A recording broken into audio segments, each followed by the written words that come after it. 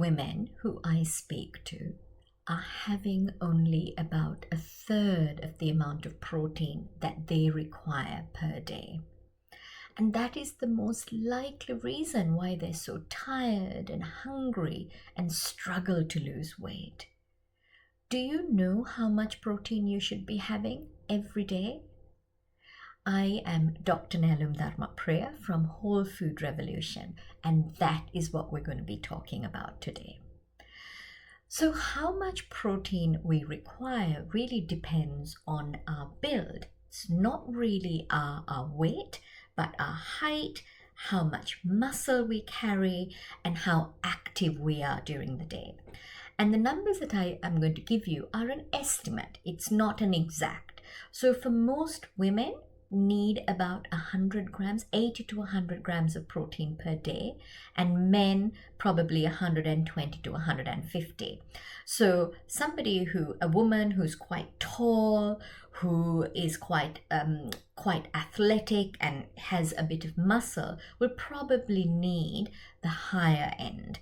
But me, I'm very short, and despite all my my efforts to put muscle on, I don't have a lot, and I probably need about 80 grams of protein per day. So when I talk to my patients, I tell them it's probably about 90 to 100 grams of protein. Now, at Whole Food Revolution, we're not calorie counting, weighing, measuring. We don't want to do that. We want to have something simple.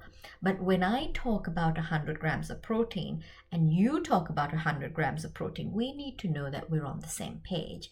So we're talking about approximately a palm-sized portion of cooked protein food. And protein food is different from protein. Protein food has usually got about 1/5 of protein. So about 20 to 25% of that protein food has actual protein in it. And also, animal foods have a higher quantity of protein than plant foods. It's just the way it is. So let's take 100 grams of cooked chicken breast. So it's about the size of your palm. So my palm is probably different to your palm, but it's an approximate. Or the other way to measure it is cooked meat the size of a deck of cards is the other way that you can get you can eyeball 100 grams of cooked protein. So a chicken breast, 100 grams of cooked chicken breast has about 28 grams of protein, okay? Steak, the same amount, lean steak has about 26 grams of protein. You need to eat 3 medium-sized lamb chops to make that portion up, and that has about 22 grams of protein. 3 large eggs gives you 20 grams of protein. A whole cup of full-fat Greek yogurt gives you 20 grams of protein. If you're a fish eater, the same amount, this amount of oily fish will give you about 25 grams of protein. So, are you getting your 90 to 100 grams of protein? Most people would not be getting that. So it is really important that we think about how much protein we have. And so on our plate, when you're making a plate up, the first thing on your plate has to be what protein and how much. And then whatever you're putting, so depending on your meal. So that's the first thing, what protein and how much. And then if you want to put some vegetables or salad, and then some healthy fat. So every meal, that's what you've got to do. It's very, very simple. Okay. And so just think about it. Are you getting 100 grams of protein? Now, the other thing to say is you cannot go from what you're eating now to getting the amount you need within a week. It is impossible because it keeps you full. So the important thing is to think about how much you're getting and really be aware that this is what you need to get to, and gradually increase the amount of protein that you're getting. The other important thing about protein is how it's distributed throughout the day. So the science tells us that we need to have a minimum of 30 grams of protein with our first meal and last meal of the day. So I'm not saying breakfast and dinner, I'm saying first meal and last meal of the day. Because why is that? Why is it 30 grams? Because that is the minimum amount of protein that has the amino acid called leucine, which is 2.5 milligrams of leucine is in 30 grams of protein, which kickstarts muscle protein synthesis. It helps us to build muscle. So that is the minimum amount that we require. And so remember that protein is our building blocks, and one of its main jobs is to build muscle. So we need that, particularly with our first meal of the day, because we're coming out of a fast. Now, even though we're not aware of it, the body is constantly breaking down and making. It's that process. It's an active process always going on. Muscle, bone, everything. There's a constant process going on in our bodies.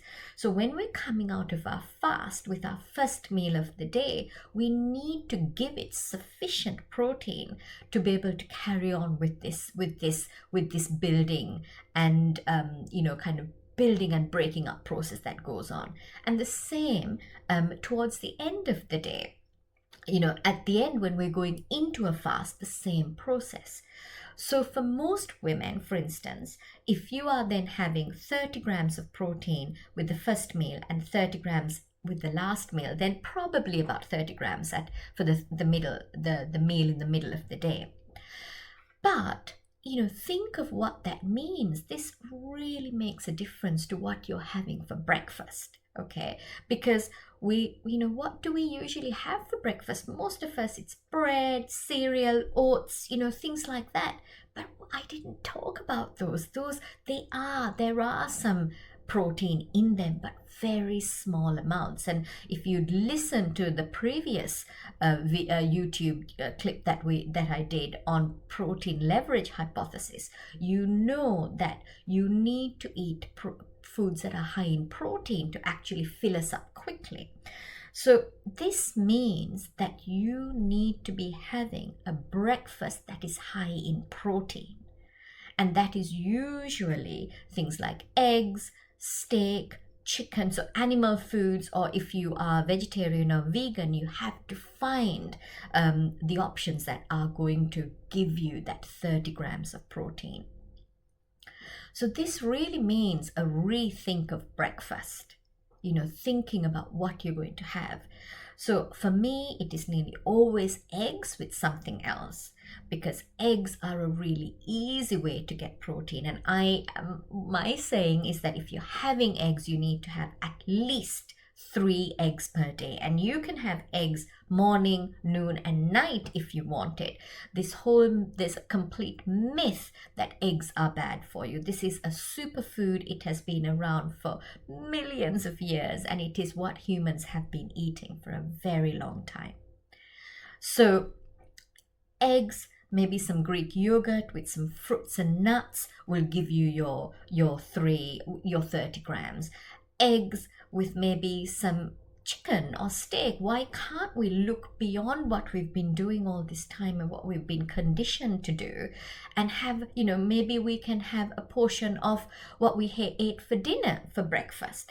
I always have cooked chicken legs in my fridge. So one chicken leg, medium-sized chicken leg, has about 25 grams of protein.